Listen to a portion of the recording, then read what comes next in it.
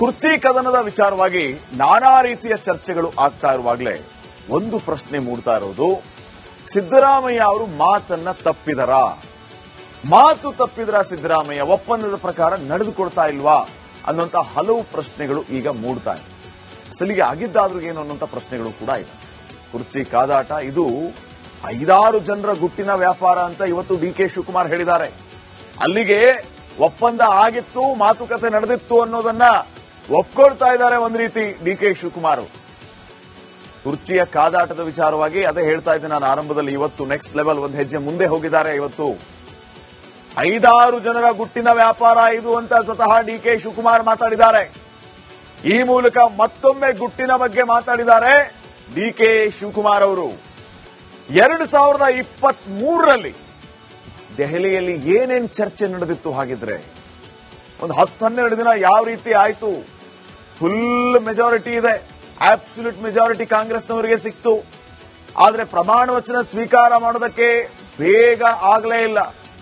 1 ದಿನ ಆಯ್ತು, 2 ದಿನ ಆಯ್ತು, 4 ದಿನ ಆಯ್ತು, 5 ದಿನ ಆಯ್ತು, 10 ದಿನ ಆಯ್ತು. ಎಲ್ಲ ದೆಹಲಿಯಲ್ಲಿದ್ದಾರೆ. ಯಾರು ಮುಂದಿನ ಮುಖ್ಯಮಂತ್ರಿ ಡಿಸೈಡ್ ಆಗಲಿಲ್ಲ, ಆಗ್ತಾ ಇಲ್ಲ. ಅವಾಗ್ಲೂ ಕೂಡ ಇದೇ ರೀತಿಯ ಸೀನ್ ಕ್ರಿಯೇಟ್ ಆಗಿತ್ತು. ಒಂದು ರೀತಿ ಧರ್ಮ ಸಂಕಟ, ಯಾರನ್ನ ಸಿಎಂ ಮಾಡೋಣ ಅಂತ ಹೇಳಿ. ಹಾಗಿದ್ರೆ 2023ರಲ್ಲಿ ಆ ಸಂದರ್ಭದಲ್ಲಿ ಏನೇನು ಚರ್ಚೆ ಆಯ್ತು? 2.5 ವರ್ಷಗಳ ಹಿಂದೆ ಅಧಿಕಾರಕ್ಕಾಗಿ ಒಪ್ಪಂದ ಆಯಿತು ಅನ್ನುವಂತ ಮಾತುಗಳು ಕೇಳಿಬಂತು.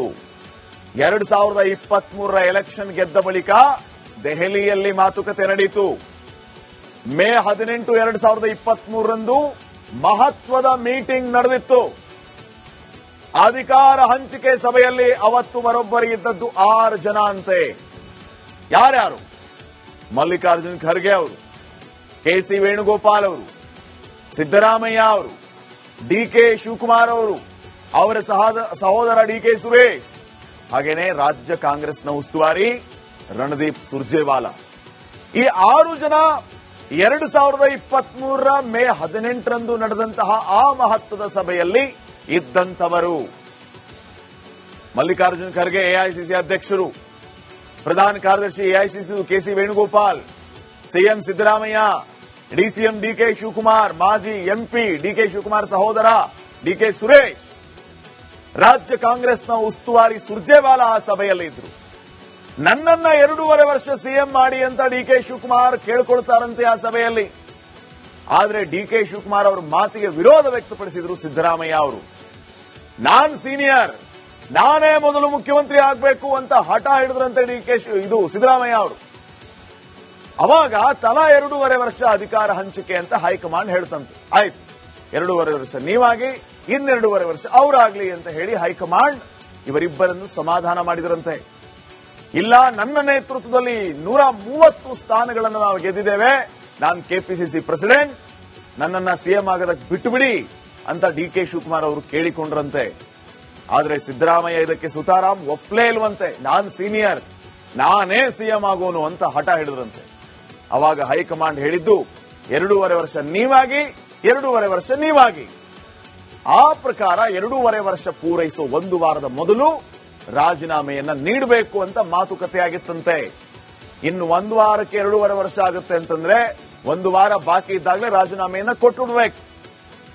ಅಧಿಕಾರ ಹಂಚಿಕೆ ಬಗ್ಗೆ ಬಹಿರಂಗ ಪಡಿಸಿ ಅಂತ ಈಗ ಡಿ.ಕೆ. ಸುರೇಶ್ ಹೇಳಿದ್ದಾರೆ. ಆದರೆ ಡಿ.ಕೆ. ಸುರೇಶ್ ಬೇಡಿಕೆಗೆ ಹೈಕಮಾಂಡ್ ಸುತಾರಾಮ್ ಒಪ್ತಾ ಇಲ್ಲ. ಅನಿವಾರ್ಯವಾಗಿ ಹೈಕಮಾಂಡ್ ಮಾತಿಗೆ ತಲೆ ಆಡಿಸುವ ಕೆಲಸ ಈಗ ಡಿ.ಕೆ. ಬ್ರದರ್ಸ್ತು. ಹೈಕಮಾಂಡ್ ಹೇಗೆ ಹೇಳ್ತಾರೋ ಹಾಗೆ ನಾವು ಕಾಂಗ್ರೆಸ್ನ ಶಿಸ್ತಿನ ಸಿಪಾಯಿ, ಕಟ್ಟಾಳು ಎಂತೆಲ್ಲ ಹೇಳ್ತಾರೆ. ಆದ್ರೆ ಒಳಗೊಳಗೆ ಪ್ರಯತ್ನಗಳು ನಡೀತಾ ಇಲ್ವಾ? ರಾಜಕಾರಣಿಗಳು ಸನ್ಯಾಸಿಗಳಲ್ಲ ಬಿಡಿ. ಅಧಿಕಾರಕ್ಕಾಗಿ ಅವರು ಆಸೆ ಪಡೋದು ತಪ್ಪು ಏನಿಲ್ಲ. ನಾನು ಕೂಲಿ ಕೇಳ್ತಾ ಇದ್ದೀನಿ ಅಂತ ಅದೇ ಡಿ.ಕೆ. ಶಿವಕುಮಾರ್ ಅವರು ಹೇಳ್ತಾ ಇದ್ದಾರಲ್ಲ, ಅವರು ಕೂಲಿ ಕೇಳೋದ್ರಲ್ಲಿ ತಪ್ಪೇನಿಲ್ಲ. ಪಕ್ಷ ಸಂಘಟನೆ ಮಾಡಿದ್ದಾರೆ, ಎಲ್ಲಾ ಕಡೆ ಕಾಂಗ್ರೆಸ್ ಗೆಲ್ಲುವಂತೆ ನೋಡಿಕೊಂಡಿದ್ದಾರೆ. ಅವರ ಶ್ರಮವೂ ಕೂಡ ಇದೆ. ಅದನ್ನ ಕಾಂಗ್ರೆಸ್ನವರೇ ಅಲ್ಲಗಳಿಲಿ ನೋಡೋಣ ಅವ್ರೇನ್ ಮಾಡಿದ್ದಾರೆ ಎಂದು ಬಿಡ್ಲಿ.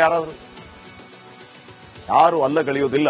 ಹಿಂಗಾಗಿ ಅವತ್ತಿನ ಮಾತಿನ ಪ್ರಕಾರ ಏನೇನು ನಡೆದಿತ್ತೋ, ಏನೇನು ಒಪ್ಪಂದ ಆಗಿತ್ತು ಅಂತ ಇವರೇ ಈಗ ನೆನಪು ಮಾಡ್ತಾ ಇದ್ದಾರೆ. ಇವತ್ತು ಡಿ.ಕೆ. ಶಿವಕುಮಾರ್ ಅವರೇ ಮಾತಾಡಿದ್ದಾರೆ ಈ ಬಗ್ಗೆ. ನೋಡೋಣ ಏನಾಗುತ್ತೆ ಅಂತ ಹೇಳಿ ಮುಂದೆ. ನೆಕ್ಸ್ಟ್, ಕುರ್ಚಿ ಕದನದ ವಿಚಾರವಾಗಿ ನಾನಾ ರೀತಿಯ ಚರ್ಚೆಗಳು ಆಗ್ತಾ ಇರುವಾಗಲೇ ಒಂದು ಪ್ರಶ್ನೆ ಮೂಡ್ತಾ ಇರೋದು, ಸಿದ್ದರಾಮಯ್ಯ ಅವರು ಮಾತನ್ನ ತಪ್ಪಿದರ? ಮಾತು ತಪ್ಪಿದ್ರ ಸಿದ್ದರಾಮಯ್ಯ ಒಪ್ಪಂದದ ಪ್ರಕಾರ ನಡೆದುಕೊಳ್ತಾ ಇಲ್ವಾ ಅನ್ನುವಂತ ಹಲವು ಪ್ರಶ್ನೆಗಳು ಈಗ ಮೂಡ್ತಾ ಇದೆ. ಅಸಲಿಗೆ ಆಗಿದ್ದಾದ್ರೂ ಏನು ಅನ್ನುವಂತ ಪ್ರಶ್ನೆಗಳು ಕೂಡ ಇದೆ. ಕುರ್ಚಿ ಕಾದಾಟ ಇದು 5-6 ಜನರ ಗುಟ್ಟಿನ ವ್ಯಾಪಾರ ಅಂತ ಇವತ್ತು ಡಿ.ಕೆ. ಶಿವಕುಮಾರ್ ಹೇಳಿದ್ದಾರೆ. ಅಲ್ಲಿಗೆ ಒಪ್ಪಂದ ಆಗಿತ್ತು, ಮಾತುಕತೆ ನಡೆದಿತ್ತು ಅನ್ನೋದನ್ನ ಒಪ್ಕೊಳ್ತಾ ಇದ್ದಾರೆ ಒಂದ್ ರೀತಿ ಡಿ.ಕೆ. ಶಿವಕುಮಾರ್. ಕುರ್ಚಿಯ ಕಾದಾಟದ ವಿಚಾರವಾಗಿ ಅದೇ ಹೇಳ್ತಾ ಇದ್ದೆ ನಾನು ಆರಂಭದಲ್ಲಿ. ಇವತ್ತು ನೆಕ್ಸ್ಟ್ ಲೆವೆಲ್ ಒಂದು ಹೆಜ್ಜೆ ಮುಂದೆ ಹೋಗಿದ್ದಾರೆ. ಇವತ್ತು 5-6 ಜನರ ಗುಟ್ಟಿನ ವ್ಯಾಪಾರ ಇದು ಅಂತ ಸ್ವತಃ ಡಿ.ಕೆ. ಶಿವಕುಮಾರ್ ಮಾತಾಡಿದ್ದಾರೆ. ಈ ಮೂಲಕ ಮತ್ತೊಮ್ಮೆ ಗುಟ್ಟಿನ ಬಗ್ಗೆ ಮಾತಾಡಿದ್ದಾರೆ ಡಿ.ಕೆ. ಶಿವಕುಮಾರ್ ಅವರು. 2023ರಲ್ಲಿ ದೆಹಲಿಯಲ್ಲಿ ಏನೇನ್ ಚರ್ಚೆ ನಡೆದಿತ್ತು ಹಾಗಿದ್ರೆ? ಒಂದು 10-12 ದಿನ ಯಾವ ರೀತಿ ಆಯ್ತು? ಫುಲ್ ಮೆಜಾರಿಟಿ ಇದೆ, ಅಬ್ಸಲ್ಯೂಟ್ ಮೆಜಾರಿಟಿ ಕಾಂಗ್ರೆಸ್ನವರಿಗೆ ಸಿಕ್ತು. ಆದ್ರೆ ಪ್ರಮಾಣ ವಚನ ಸ್ವೀಕಾರ ಮಾಡೋದಕ್ಕೆ ಬೇಗ ಆಗಲೇ ಇಲ್ಲ. 1 ದಿನ ಆಯ್ತು, 2 ದಿನ ಆಯ್ತು, 4 ದಿನ ಆಯ್ತು, 5 ದಿನ ಆಯ್ತು, 10 ದಿನ ಆಯ್ತು. ಎಲ್ಲ ದೆಹಲಿಯಲ್ಲಿದ್ದಾರೆ. ಯಾರು ಮುಂದಿನ ಮುಖ್ಯಮಂತ್ರಿ ಡಿಸೈಡ್ ಆಗಲಿಲ್ಲ, ಆಗ್ತಾ ಇಲ್ಲ. ಅವಾಗ್ಲೂ ಕೂಡ ಇದೇ ರೀತಿಯ ಸೀನ್ ಕ್ರಿಯೇಟ್ ಆಗಿತ್ತು. ಒಂದು ರೀತಿ ಧರ್ಮ ಸಂಕಟ, ಯಾರನ್ನ ಸಿಎಂ ಮಾಡೋಣ ಅಂತ ಹೇಳಿ. ಹಾಗಿದ್ರೆ 2023ರಲ್ಲಿ ಆ ಸಂದರ್ಭದಲ್ಲಿ ಏನೇನು ಚರ್ಚೆ ಆಯ್ತು? 2.5 ವರ್ಷಗಳ ಹಿಂದೆ ಅಧಿಕಾರಕ್ಕಾಗಿ ಒಪ್ಪಂದ ಆಯಿತು ಅನ್ನುವಂತ ಮಾತುಗಳು ಕೇಳಿಬಂತು. 2023ರ ಎಲೆಕ್ಷನ್ ಗೆದ್ದ ಬಳಿಕ ದೆಹಲಿಯಲ್ಲಿ ಮಾತುಕತೆ ನಡೆಯಿತು. ಮೇ 18, 2023ರಂದು ಮಹತ್ವದ ಮೀಟಿಂಗ್ ನಡೆದಿತ್ತು. ಅಧಿಕಾರ ಹಂಚಿಕೆ ಸಭೆಯಲ್ಲಿ ಅವತ್ತು ಬರೋಬ್ಬರಿ ಇದ್ದದ್ದು 6 ಜನ ಅಂತೆ. ಯಾರ್ಯಾರು? ಮಲ್ಲಿಕಾರ್ಜುನ್ ಖರ್ಗೆ ಅವರು, ಕೆ.ಸಿ. ವೇಣುಗೋಪಾಲ್ ಅವರು, ಸಿದ್ದರಾಮಯ್ಯ ಅವರು, ಡಿ.ಕೆ. ಶಿವಕುಮಾರ್ ಅವರು, ಅವರ ಸಹೋದರ ಡಿ.ಕೆ. ಸುರೇಶ್, ಹಾಗೇನೆ ರಾಜ್ಯ ಕಾಂಗ್ರೆಸ್ನ ಉಸ್ತುವಾರಿ ರಣದೀಪ್ ಸುರ್ಜೇವಾಲಾ. ಈ 6 ಜನ 2023ರ ಮೇ 18ರಂದು ನಡೆದಂತಹ ಆ ಮಹತ್ವದ ಸಭೆಯಲ್ಲಿ ಇದ್ದಂಥವರು. ಮಲ್ಲಿಕಾರ್ಜುನ್ ಖರ್ಗೆ ಎಐಸಿಸಿ ಅಧ್ಯಕ್ಷರು, ಪ್ರಧಾನ ಕಾರ್ಯದರ್ಶಿ AICC K C. Venugopal, CM Siddaramaiah, DCM D K. Shivakumar, ಮಾಜಿ ಎಂಪಿ ಡಿ.ಕೆ. ಶಿವಕುಮಾರ್ ಸಹೋದರ ಡಿ.ಕೆ. ಸುರೇಶ್, ರಾಜ್ಯ ಕಾಂಗ್ರೆಸ್ನ ಉಸ್ತುವಾರಿ ಸುರ್ಜೇವಾಲಾ ಆ ಸಭೆಯಲ್ಲಿ ಇದ್ರು. ನನ್ನನ್ನ 2.5 ವರ್ಷ ಸಿಎಂ ಮಾಡಿ ಅಂತ ಡಿ.ಕೆ. ಶಿವಕುಮಾರ್ ಕೇಳ್ಕೊಳ್ತಾರಂತೆ ಆ ಸಭೆಯಲ್ಲಿ. ಆದ್ರೆ ಡಿ.ಕೆ. ಶಿವಕುಮಾರ್ ಅವರ ಮಾತಿಗೆ ವಿರೋಧ ವ್ಯಕ್ತಪಡಿಸಿದ್ರು ಸಿದ್ದರಾಮಯ್ಯ ಅವರು. ನಾನ್ ಸೀನಿಯರ್, ನಾನೇ ಮೊದಲು ಮುಖ್ಯಮಂತ್ರಿ ಆಗಬೇಕು ಅಂತ ಹಠ ಹಿಡಿದ್ರಂತೆ ಸಿದ್ದರಾಮಯ್ಯ ಅವರು. ಅವಾಗ ತಲಾ 2.5 ವರ್ಷ ಅಧಿಕಾರ ಹಂಚಿಕೆ ಅಂತ ಹೈಕಮಾಂಡ್ ಹೇಳ್ತಂತೆ. ಆಯ್ತು, 2.5 ವರ್ಷ ನೀವಾಗಿ, 2.5 ವರ್ಷ ಅವರಾಗ್ಲಿ ಅಂತ ಹೇಳಿ ಹೈಕಮಾಂಡ್ ಇವರಿಬ್ಬರನ್ನು ಸಮಾಧಾನ ಮಾಡಿದ್ರಂತೆ. ಇಲ್ಲ, ನನ್ನ ನೇತೃತ್ವದಲ್ಲಿ 130 ಸ್ಥಾನಗಳನ್ನು ನಾವು ಗೆದ್ದಿದ್ದೇವೆ, ನಾನು ಕೆಪಿಸಿಸಿ ಪ್ರೆಸಿಡೆಂಟ್, ನನ್ನನ್ನ ಸಿಎಂ ಆಗೋದಕ್ಕೆ ಬಿಟ್ಟು ಬಿಡಿ ಅಂತ ಡಿ.ಕೆ. ಶಿವಕುಮಾರ್ ಅವರು ಕೇಳಿಕೊಂಡ್ರಂತೆ. ಆದರೆ